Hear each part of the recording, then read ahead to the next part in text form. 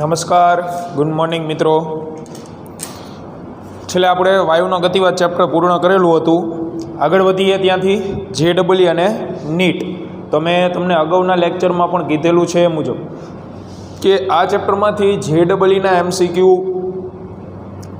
એકેય વખત જનરલી હજી સુધી પૂછાણા નથી. બરાબર, જૂના પેપર આપણે ફીંદી તો એમાં ઉષ્મીય ગુણધર્મના હોય, પણ આ ચેપ્ટરમાં બહુ વધારે એવા હાઈ લેવલના MCQ હોતા નથી. તો આપણે સોલ્વ કરશો ને એટલે તમને આઈડિયા આવી જશે. બરાબર છે.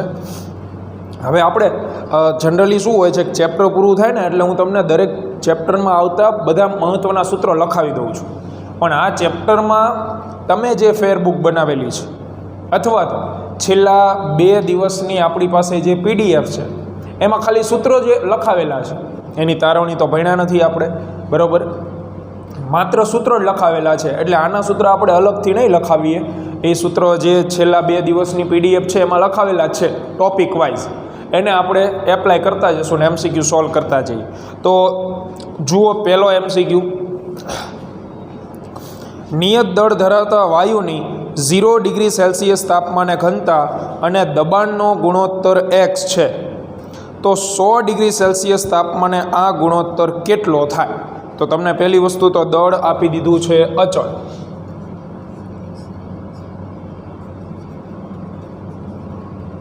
દળ જે નિયત દળ છે, અચળ દળ છે. પછી ઘનતા અને દબાણનો ગુણોત્તર કીધો, યાની ઘનતા છેદમાં દબાણ, એનો ગુણોત્તર છે x. તો બેના સૂત્ર આપણે મૂકીએ. ઘનતા એટલે કે ρ અને દબાણ એટલે કે P = x. હવે ઘનતાનું સૂત્ર તમે જાણો છો, પરંતુ ઘનતા બરાબર લખાય દળના છેદમાં કદ, યાની m/v. મૂકો અહીંયા. તેથી m/v છેદમાં P = x. તો આ v છેદમાં આવતો રહે તો mના છેદમાં PV બરાબર x થશે. આવું સૂત્ર આપણને મળે છે. હવે PVની જગ્યાએ તમે શું લખી શકો? તો આદર્શ વાયુ અવસ્થા સમીકરણને યાદ કરો. આપણે જે ગણતરી કરી તે તમને જે આપેલું છે એમાં ખાલી સૂત્ર પદ મૂકેલા છે. હવે આદર્શ વાયુ અવસ્થા સમીકરણ,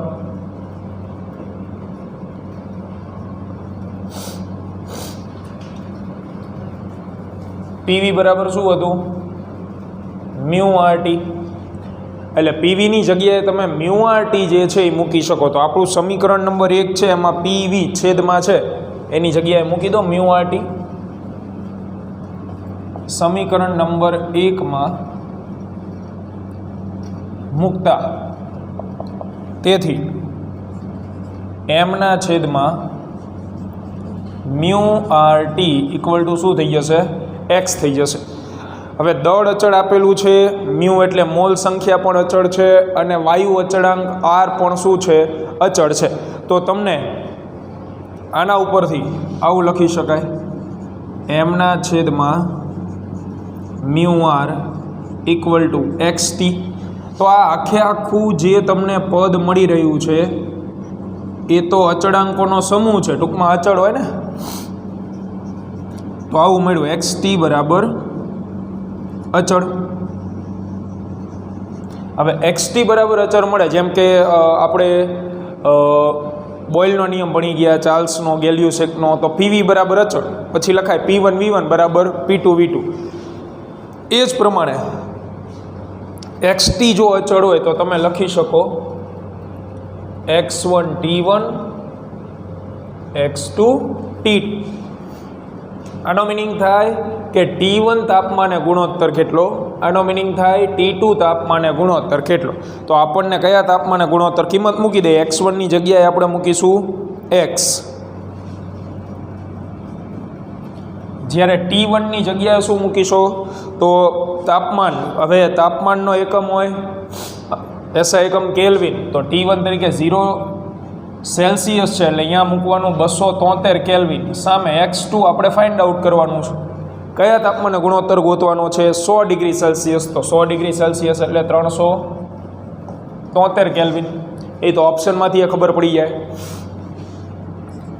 સો x2 ઇક્વલ ટુ 273 આ છેદમાં આવે છેદમાં 373 ઇન્ટુ કેટલા x. તો આ થઈ ગયો સરસ મજાનો જવાબ. તો કંઈ જ નથી ગણતરીની અંદર, સિમ્પલ MCQ. એવી જ રીતે વાંચો MCQ નંબર બીજો, એની રકમ વાંચો અને વિચાર. તો રકમમાં તમને કીધેલું છે એ મુજબ એક ગેસ સિલિન્ડરમાં 10 કિલોગ્રામ વાયુ 10⁷ ન્યૂટન પ્રતિ મીટર સ્ક્વેરના દબાણે ભરેલો છે. જો આ સિલિન્ડરમાંથી અમુક ગેસ બહાર કાઢવામાં આવે છે ત્યારે ગેસનું દબાણ થઈ જાય છે 2.5 × 10⁶, એટલે દબાણ ઘટી જાય છે.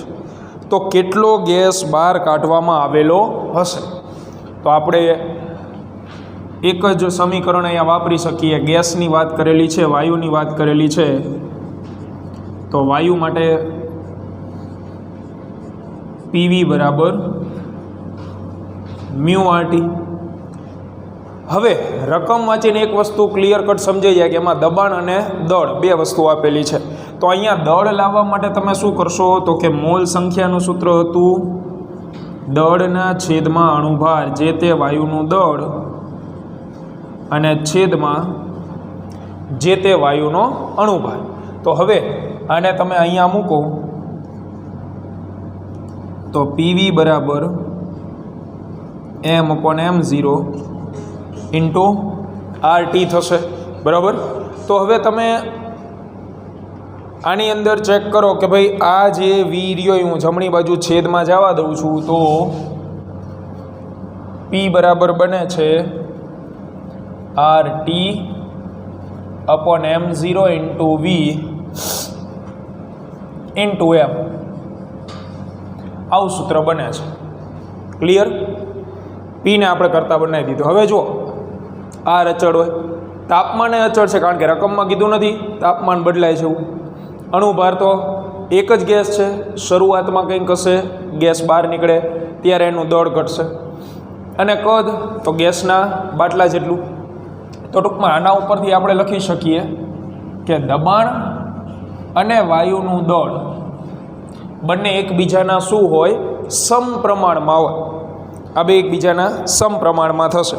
તો તમે લખી શકો પ્રારંભિક અંતિમના સંદર્ભમાં, એટલે અહીંયા તમે લખી શકો અંતિમ દબાણ ચલે છે અંતિમ દળ. એવી જ રીતે પ્રારંભિક દબાણ ચલે છે પ્રારંભિક દળ. તો બંનેનો ભાગાકાર લો એટલે ચલે છે ની નિશાની નીકળી જશે. તો P અંતિમ છેદમાં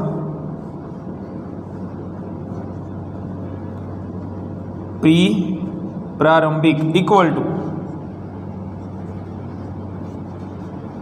m અંતિમ છેદમાં m પ્રારંભિક. હવે આની અંદરથી આપણે મેળવવાનું શું છે? તો કે બહાર નીકળતા વાયુનું દળ. તો આપણે અંતિમ દળ મેળવી લઈએ. મેં ગઈકાલે તમને ઉદાહરણ આપ્યું તો દાખલો ગણ્યો હતો ને આપણે કે ભાઈ સિલિન્ડરમાં દાખલા તરીકે 5 કિલો વાયુ ભરેલો છે.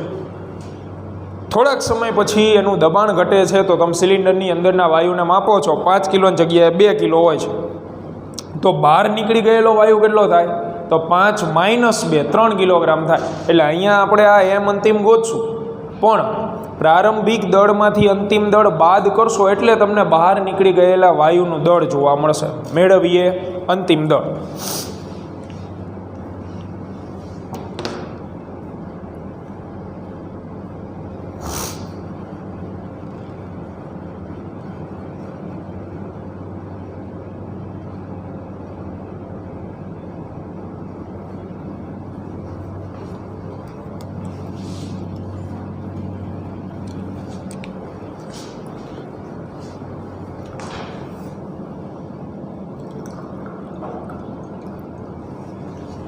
તો હવે અંતિમ દળ મેળવીએ આપણે, બરોબર.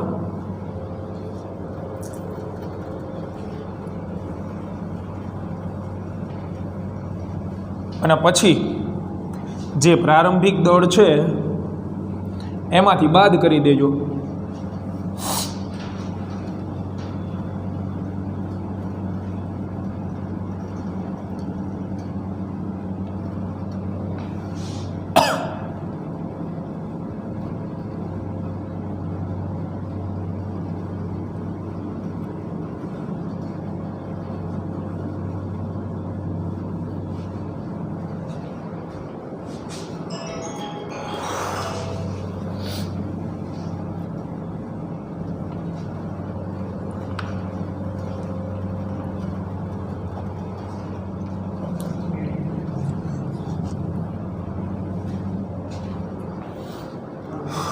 ચાલો હવે આમાં અંતિમ દળ મેળવવું છે ને બનાવો કરતા, એમ અંતિમ ઇક્વલ ટુ તો પી અંતિમ છેદમાં પી પ્રારંભિક ગુણ્યા એમ પ્રારંભિક. મૂકો કિંમત. તો અંતિમ દબાણ કેટલું રહે છે બાળકો? 2.5 10⁶. જ્યારે પ્રારંભિક દબાણ કેટલું આપેલું છે? 10�৭. અને ગુણ્યા પ્રારંભિક દળ કેટલું છે? 10 કિલોગ્રામ. તો આ તો 10�7 થઈ ગઈ, એટલે આની સાથે સીધી કેન્સલ થઈ જશે, નો કેલ્ક્યુલેટર. તો 2.5 કિલોગ્રામ આટલું દળ બાકી વધશે સિલિન્ડરની અંદર, આટલું દળ બાકી બચે વાયુનું. તો બહાર નીકળેલ વાયુનું દળ કેટલું થાય? બહાર નીકળેલ વાયુનું દળ. તો ધ્યાન રાખજો, ઓપ્શન ટીક ન કરી નાખતા. 2.5 પહેલો જ ઓપ્શન આપ્યો, એટલે એ આવે પ્રારંભિક દળ માઇનસ અંતિમ દળ. પ્રારંભિક દળ 10 kilogram minus 2.5 kilogram which is equal to 7.5 kilogram. આટલું દળ બહાર નીકળી જાય. ત્યાર પછી ત્રીજો MCQ જુઓ.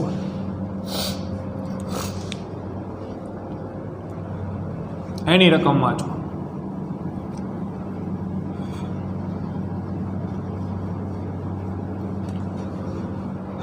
તો ત્રીજા MCQમાં તમને શું કીધેલું છે? એક નળાકાર પાત્રમાં વાયુના તાપમાનમાં 20% વધારો કરીએ, કદમાં 10% ઘટાડો કરીએ, તો કેટલા ટકા વાયુ લીક થશે? કેટલા ટકા વાયુ લીક થશે? તો પ્રારંભિક દબાણના તાપમાન ધાર લો. પ્રારંભિક દબાણ P1 બરાબર P અને પ્રારંભિક તાપમાન T1 બરાબર T. હવે તાપમાનમાં 20%નો વધારો એટલે અંતિમ તાપમાન T2. તો એમાં 20%નો વધારો કરો છો એટલે પ્રારંભિક હોય એ તો આવે જ, પ્લસ 20%. ટકાની સંખ્યામાં ફેરવો એટલે 20/100 કોના 20% હોય? પ્રારંભિકના. તેથી T2 equal to T plus 0.20T which is equal to 1 plus 0.20 1.20T. ત્યાર પછી દબાણ. તો અંતિમ દબાણ P2 ઇક્વલ ટુ શું લખશો? તો દબાણ દબાણ નથી, કદ છે, કદ. તો પછી કદ ધરાય, પ્રારંભિક કદ V1 ઇક્વલ ટુ V. તો અંતિમ કદ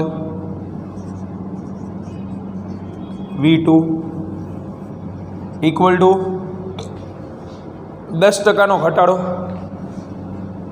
10% ઘટાડો પ્રારંભિક કદ v, એમાંથી 10% બાદ કરો એટલે 10/100 v equal to v minus 0.1 v which is equal to 0.9 v. આ મળે અંતિમ કદ. તો કેટલા ટકા વાયુ નળાકારમાંથી લીક થશે? તો આપણે આ બેનો ભાગાકાર લઈ લઈએ. ભાગાકાર એટલા માટે કે ચાર્લ્સના નિયમ પ્રમાણે આમાં એવું કીધું છે કે કદ જે છે કદને તાપમાન, તો દબાણ અચળ થઈ ગયું, દબાણ અચળ થઈ ગયું. 3 નિયમ હતા, 3 નિયમ કડકડાટ યાદ હોવા જોઈએ. આમાં તાપમાન ને કદ વચ્ચેનું રિલેશન કીધું છે. તો તાપમાન ને કદ વચ્ચેનું રિલેશન v ચલે છે t મુજબ, v1 ચલે છે t1 લખાય, અને v2 ચલે છે t2 લખી શકાય. બરાબર? તો બેયનો તમે ભાગાકાર લો તો v2/v1 બરાબર t2/, શું આવે? t1 આવું આવે.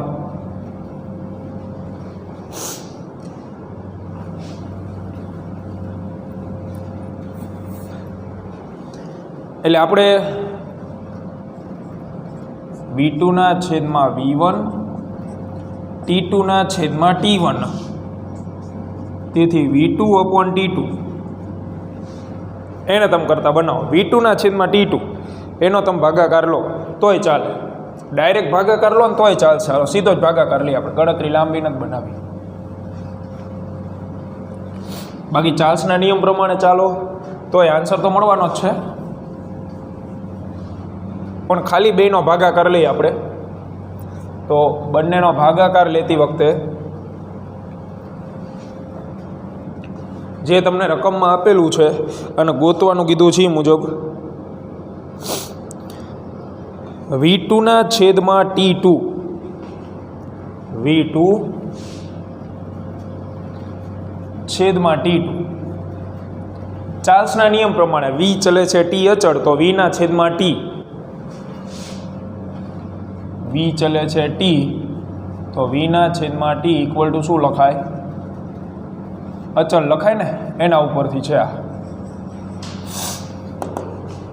હવે v2 ની જગ્યાએ શું મૂકશો? તો 0.9 v, એન્ડ આની જગ્યાએ 1.20 t,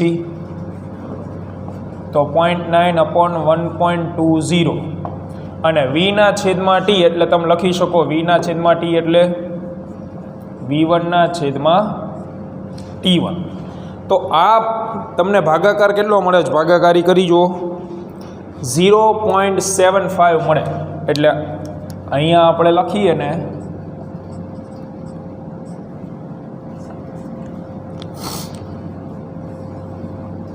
આ છે અંતિમ પરિસ્થિતિ, આ છે પ્રારંભિક પરિસ્થિતિ. તો અંતિમ સ્થિતિ કરતાં પ્રારંભિક સ્થિતિમાં કેટલો ગેસ વધે છે? તો આનો જવાબ આવે છે 0.75. એટલે આટલો ગેસ બાકી વધેલો હશે. આના જેમ જો ટકાવારીમાં એને ફેરવીએ તો 75% ગેસ જે છે એ બાકી બચે. તો લીક થયેલો ગેસ કેટલો હોય? તો લીક થયેલ ગેસ આવશે 100% માઇનસ 75%, યાની 25% ગેસ જે છે એ શું થશે? લીક થશે. ત્યાર પછી જુઓ MCQ નંબર 4.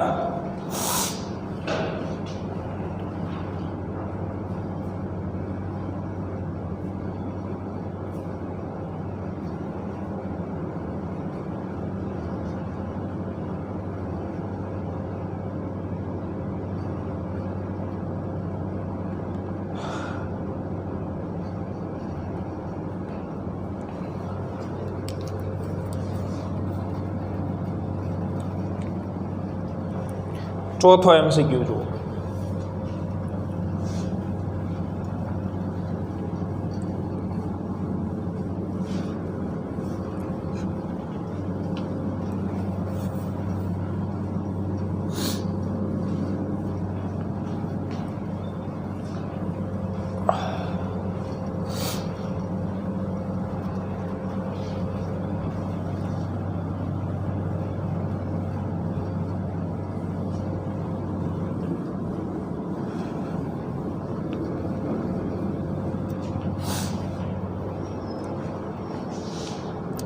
તો ચોથા એમસીક્યુમાં અચળ તાપમાને વાયુના કદમાં 5% ઘટાડો કરવામાં આવે.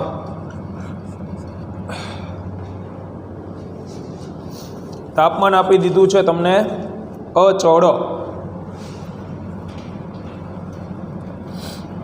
અચળ તાપમાને વાયુના કદમાં 5% ઘટાડો કરવાનો. અચળ તાપમાન એટલે ભાઈબંધ નિયમ આવે બોઇલ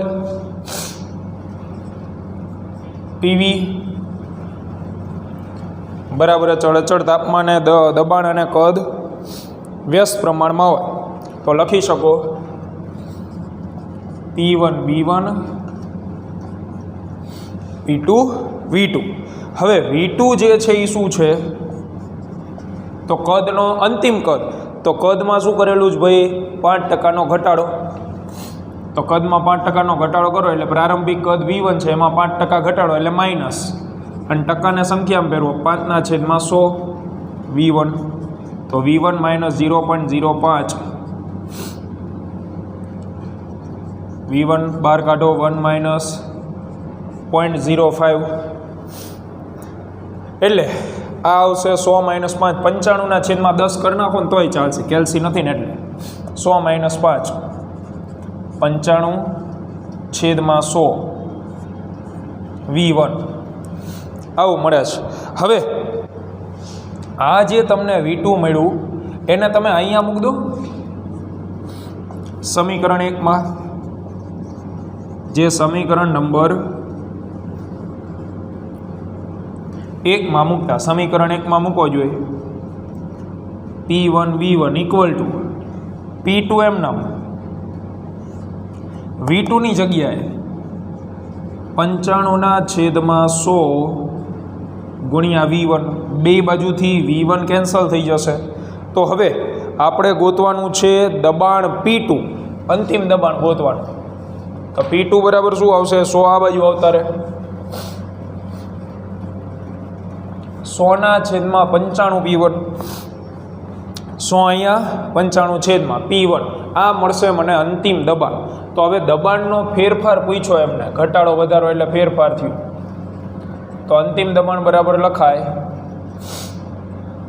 ફેરફાર બરાબર P2 - P1 P2 તરીકે આવી રહ્યું 100/95 P1 - P1 = 100/95 - 1 P1 કોમન નીકળી જશે 95 અહીં ગુણાય તો 100 - 95 5/100 P1 100/95 આવે છે એટલે આ અહીંયા ગુણો તો 100 - 95 5 અને છેદમાં આવશે 95. તો 5/95 તમે કરો એટલે 0.05263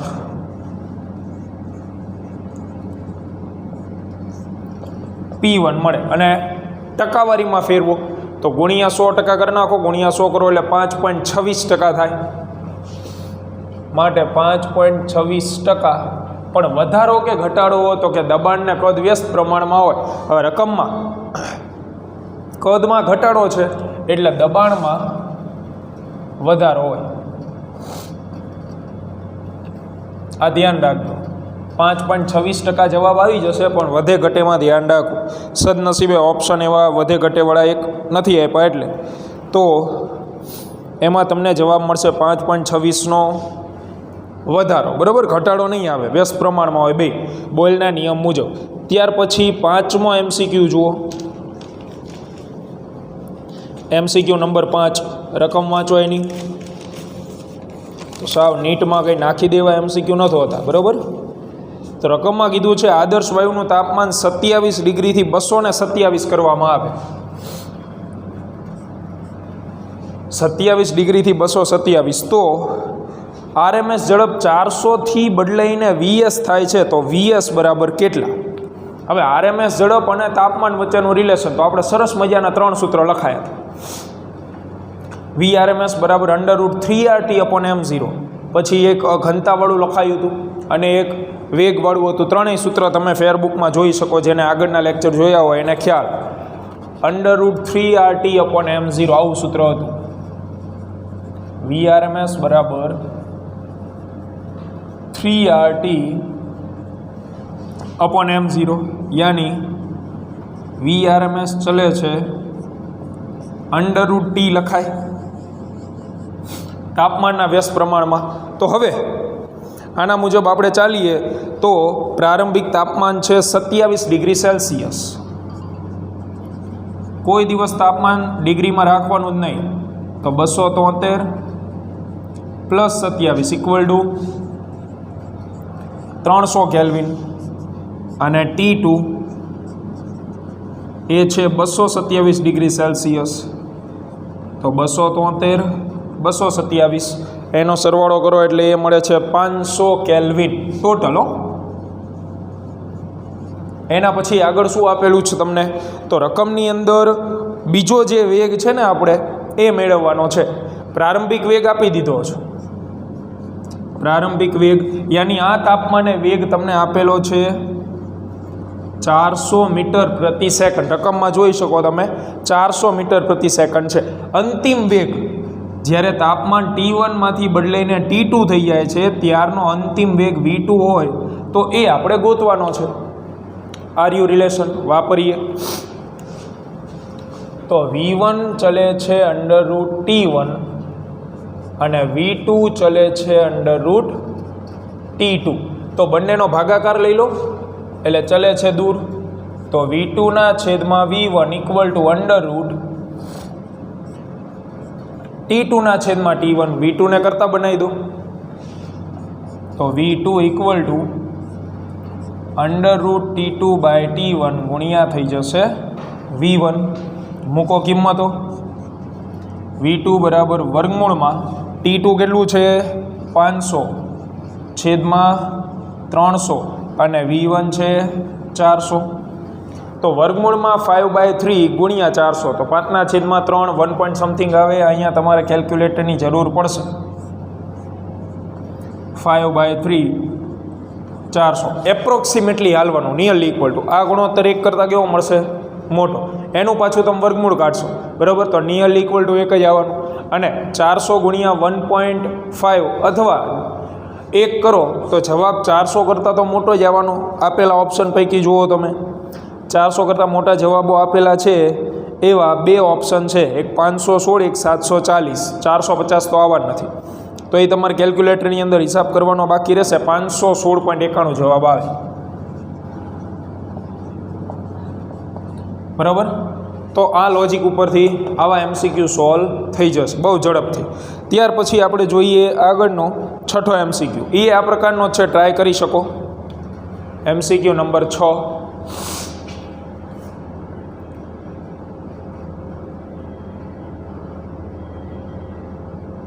એમાં VRMS વિશે જ કીધેલું છે.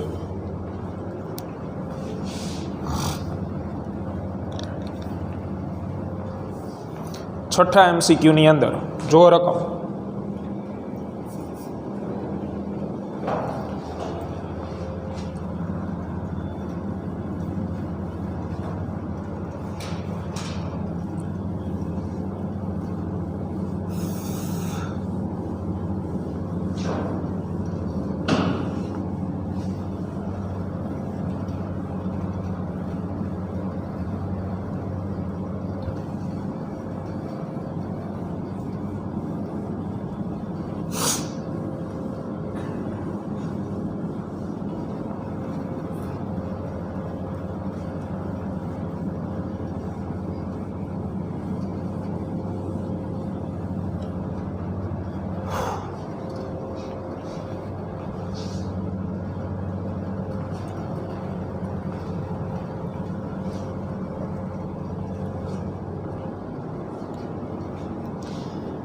તો છઠ્ઠા MCQમાં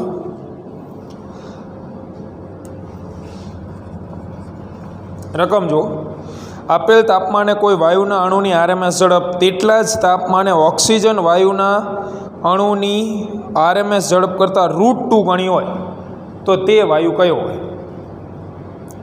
બરાબર, રકમમાં તમને બે વાયુની સરખામણી આપી છે, ઓક્સિજન અને અનનોન વાયુ, બેની ઝડપની સરખામણી આપેલી છે.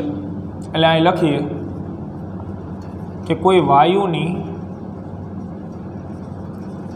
RMS ઝડપ, આ રિલેશન સાચું બનાવવું બહુ જરૂરી છે. અને સામે આપણે લખીએ ઓક્સિજન અણુની RMS ઝડપ. હવે જોજો, અણુની કીધું, અણુ એટલે O2 જરૂર પડશે. એટલે હવે સરખામણી કરતાં આપણે શીખવાડેલું જ ક્લાસમાં, રકમમાંથી કર્તા શબ્દ ગોતો. કર્તાની આગળ કોણ છે? કર્તા શબ્દ ગોતો. કર્તાની આગળ કયા ઝડપનો ઉલ્લેખ કરેલો છે એમને? ઓક્સિજન વાયુ. તો ઓક્સિજન વાયુ તરફ √2 ગુણાવવા પડે. બરાબર, સંજ્ઞા આપ દે બેને. આને હું કહી દઉં velocity of unknown gas VG equal to √2 into ઓક્સિજનનો વેગ, તો વેલોસિટી ઓફ ઓક્સિજન. આ આપણને રકમમાં આપેલું છે. હવે તો આને સમીકરણ 1 કહી દો. તો VRMS વિશે આપણે અત્યારે જ લખ્યું હમણાં. એનું સૂત્ર હતું વર્ગમૂળમાં 3RT/m0. તો તાપમાન અચળ આપેલું છે, તગડો ને આર તો આમ થોય અચળ હોય. બરાબર, તો તાપમાન અચળ આપેલું હોવાથી તમે લખી શકો કે VRMS જે છે એ જે તે વાયુના અણુભારના વ્યસ્ત પ્રમાણમાં, આ સૂત્ર લખાયું, નીચે મેં પદ વિશે માહિતી આપેલી છે, અણુભાર કહેવાય. તો આને આપણે અહીંયા મૂકીએ એટલે સમીકરણ 1માં આપણે જો એને લખીએ તો VGની જગ્યાએ લખી શકાય 1/√mg, એટલે કોઈ અનનોન ગેસનો અણુભાર ઇક્વલ ટુ √2 1/√mo. ઓક્સિજનનો અણુભાર, ઓક્સિજન અણુનો અણુભાર, આમાંથી બે બાજુ વર્ગ લો એટલે 1/mg ઇક્વલ ટુ બગડો 1/mo. તેથી mg ને તમે કરતા બનાવો, આ સામે જતું રહે, mo આ બાજુ આવે, બગડો આવી જાય છેદમાં. હવે ધ્યાન રાખો, ઓક્સિજનનો પરમાણુ ભાર હોય ને, ખાલી ઓક્સિજનનો, તો 16 આવે, 8 દુ 16 ગ્રામ. પણ અહીંયા ઓક્સિજન અણુનો કીધો છે. ઓક્સિજન અણુમાં ઓક્સિજનના કેટલા પરમાણુ હોય? 2. માટે O2 અણુનો અણુભાર ઇક્વલ ટુ 32 ગ્રામ થાય. મિત્રો ધ્યાન રાખજો, બરાબર. પરમાણુ કીધું હોત તો આપણે 16 લખે. અહીંયા મૂકીએ તો mg બરાબર 32/2 વિચ ઇઝ ઇક્વલ ટુ 16 ગ્રામ થયું. તો હવે આપેલા ઓપ્શનમાંથી કયા વાયુનો અણુભાર 16 ગ્રામ તમને દેખાઈ રહ્યો છે? તો તમે જુઓ ઓપ્શન CH4. તો CH4માં કાર્બનનો અણુભાર હોય 6, હાઇડ્રોજન 4 પરમાણુઓ છે, અને હાઇડ્રોજનનો પરમાણુ ભાર હોય 1. તો 6 અને 4 10 થાય. બરાબર, આ 16 ગ્રામ આપણને જે મળે છે એ મુજબ તમે આ હિલી 2 બોકા એટલે કાર્બન 6 અને 4 ઓક્સિજન, તો 10 ગ્રામ મળે. બાકીના ઓપ્શન પ્રમાણે ચાલો SO2 હિલિયમ અને હાઇડ્રોજન આવવાના નથી. અહીંયા 32 ગ્રામ છે, આ મળ્યો. હજી તમને આ mg √2 ગણું આપેલું છે કે 2 ગણું? √2 ગણી આપેલી ઝડપ. હા, તો અહીંયા આ મુજબનો તમને જવાબ મળે. એટલે ટૂંકમાં અણુભાર ઉપરની ચર્ચા થશે. તો આપેલા જે અણુઓ છે, નીચે અલગ અલગ અણુઓ આપેલા છે, સલ્ફર, ઓક્સિજન, એ પ્રમાણે તમારે ટીક કરવાનું થાય કે કયો અણુભાર થશે. √2 ગણું આપેલું, વર્ક કરશો. જો આ સૂત્ર ઉપરથી આખી ચર્ચા શરૂ થઈ છે, આ VRMSનું વ્યાપક સૂત્ર છે જે આપણે લખાવેલું છે. વર્ક કરી નાખો અહીંયાથી આપણે, એટલે અહીંયા થઈ ગયું 2/1/m0. રૂટ નીકળી ગયું બધી જગ્યાએથી. વર્ગમૂળ જે છે એ ગાયબ થઈ જાય છે દરેક જગ્યાએથી. અને પછી આગળ આપણે ઓક્સિજન અણુમાં ધ્યાન રાખવાનું છે. ઓક્સિજન અણુનો કહેશે ને ભાઈ તો એ અણુભાર અલગ અલગ આવશે. આ બાબતનું એક ખાલી ધ્યાન રાખવાનું રહે, બાકી ક્યાંય તકલીફ નહીં પડે. ત્યાર પછી આગળ વધીએ. એના પછીના એમસીક્યુની રકમ જુઓ.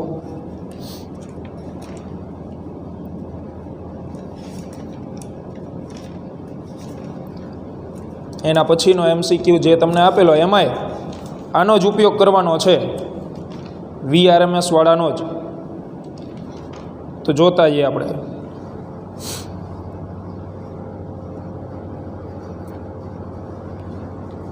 તો એની રકમમાં એક કોષ્ટક આપેલું 7મા એમસીક્યુમાં.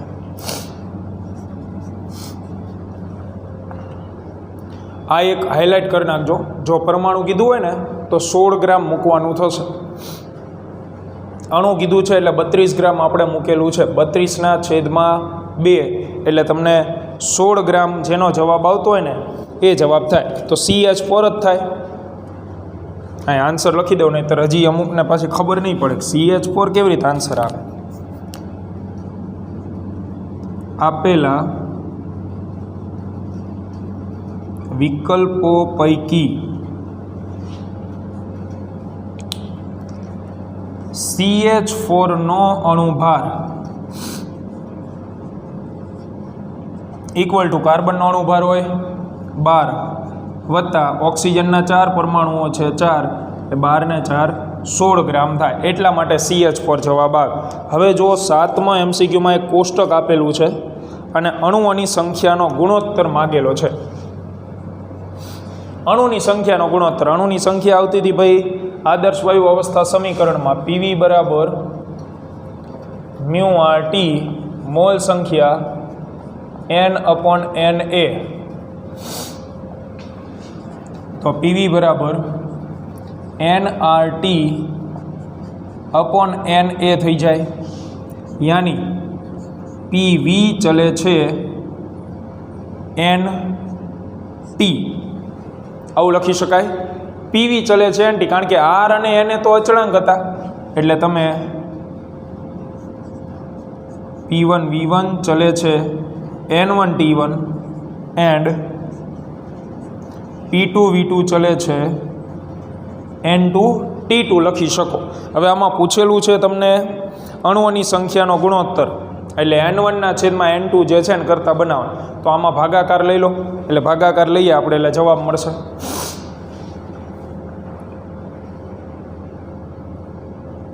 બંનેનો ગુણોત્તર લઈએ તો N1/N2 ને કરતાં બનાવવાના છે, બીજું કંઈ કરવાનું નથી.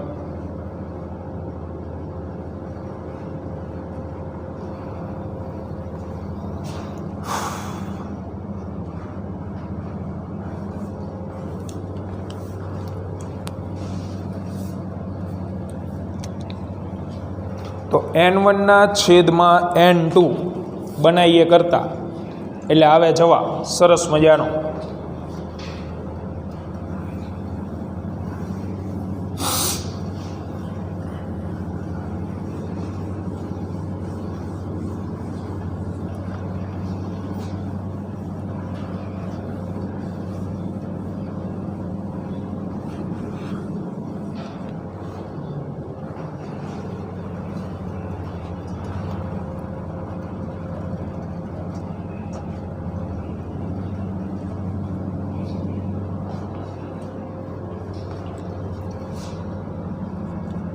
P1 V1 છેદમાં P2 V2 equal to N1 T1 છેદમાં N2 T2. તો મારે ગોતવું છે N1/N2 equal to P1 V1 T2 છેદમાં P2 V2 T1. મૂકવા માંડો કિંમતો. P1 એટલે તો પ્રારંભિક દબાણ જે છે P, V1 એટલે V, જ્યારે T2 તો બાજુના કોષ્ટકમાં આપ્યું T2 કેટલા છે તો T છેદમાં P2 તરીકે કેટલા છે તો અંતિમ દબાણ છે 2P, કદ છે 2V, જ્યારે તાપમાન પ્રારંભિક એટલે પહેલા કોષ્ટકનું જે આપેલું છે તમને પહેલા કોષ્ટકમાં તાપમાન અચળ છે ટી. તો આમાં આંકડાકીય માહિતી વધે છે 2 દુ 4, બાકીનું બધું તો ઉડી જશે. એટલે 1/4 અણુઓની સંખ્યાનો ગુણોત્તર મળે, n1/n. ત્યાર પછી 8મો સહેલો છે એકદમ, VRMSમાં થતો પ્રતિશત ફેરફાર. તો એમાં એક કરેક્શન છે, 21 ડિગ્રીથી નહીં 27 ડિગ્રીથી, એટલે રકમ સુધારી નાખજો, 27 ડિગ્રીથી 227 ડિગ્રી એવું છે, બરાબર. 227 127 આપેલું છે વ્યવસ્થિત. અહીંયા 21 ડિગ્રી છપાણું છે, એ 27 ડિગ્રી કરી નાખજો તો જ ઓપ્શનમાં જવાબ આવશે. તો પ્રતિશત ફેરફાર પૂછો, પ્રતિશત ત્રુટિ તમને યાદ હોવી જોઈએ ને, પ્રતિશત ફેરફાર VRMSનો. તો પ્રતિશત ફેરફાર તમને યાદ હોવો જોઈએ. પ્રતિશત ફેરફારમાં શું લખતા હતા આપણે? તો જે તે રાશિનું અંતિમ માલ એટલે VRMS2 અને તે જ રાશિનું પ્રારંભિક મૂલ્ય એટલે VRMS1 છેદમાં, તો છેદમાં આવે પાછું પ્રારંભિક એટલે VRMS1 ગુણ્યા 100%. આને કહેવાય પ્રતિશત ફેરફાર. જે તે રાશિનો તમારે પ્રતિશત ફેરફાર ગોતવો હોય ને તો આવું સૂત્ર હોય, અંતિમ માઇનસ પ્રારંભિક છેદમાં પ્રારંભિક મૂલ્ય અને ગુણ્યા 100%. આને કહેવાય પ્રતિશત ફેરફાર. તો આને સમીકરણ નંબર 1 કહી દો. હવે આપણે વારાફરતી બે ગોતતા જઈએ. રકમમાં તાપમાનનો સંબંધ આપેલો હતો, આપણને ખબર છે VRMS અને તાપમાન તો બે ભાઈબંધ, કારણ કે VRMS ચલે છે વર્ગમૂળમાં શું લખાય? ટી લખાય. તો VRMS1ની જગ્યાએ હું શું લખી શકું? યાની પ્રારંભિક વેગ મારે જોતો હોય તો અંડર રૂટ શું લખાય? T1. હવે યાદ રાખજો તાપમાન કેલ્વિનમાં હોવું જોઈએ, તો એનો મિનિંગ VRMS1 ચલે છે અંડર રૂટ આ 27 ડિગ્રી આપ્યું, 27 + 273 300 કેલ્વિન, બરાબર. જ્યારે VRMS2ની વાત કરું તો એ આવે અંડર રૂટ T2, યાની VRMS2 ચલે છે કેટલા થાય ભાઈ? 400 કેલ્વિન. 127માં 273 ઉમેરો 400 કેલ્વિન. આ કિંમતો જે છે એ સમીકરણ 1માં મૂકો એટલે સરસ જવાબ મળી જશે. સમીકરણ 1માં મૂકી આને કહેવાય ડેલ્ટા VRMS. સંજ્ઞાઓ ખાલી સંજ્ઞા. સો ડેલ્ટા VRMS યાની પ્રતિશત ફેરફાર VRMS2ની જગ્યાએ under route 400 minus under route 300 ભાગ્યા અંડર રૂટ 300 ગુણ્યા 100%. તો આનો હિસાબ કેલ્ક્યુલેટરની અંદર કરવાનો છે. 400નું તો તમને આવડે, 400નું વર્ગમૂળ નીકળશે 20 માઇનસ 300નું વર્ગમૂળ. તો 300નું વર્ગમૂળ તમારે કેલ્ક્યુલેટરની અંદર કાઢવું જરૂરી છે. તો 300નું વર્ગમૂળ આપણે કાઢી દઈએ, જે આવે છે 17.32 છેદમાં 17.32 ગુણ્યા 100%. તો 20 માઇનસ 17.32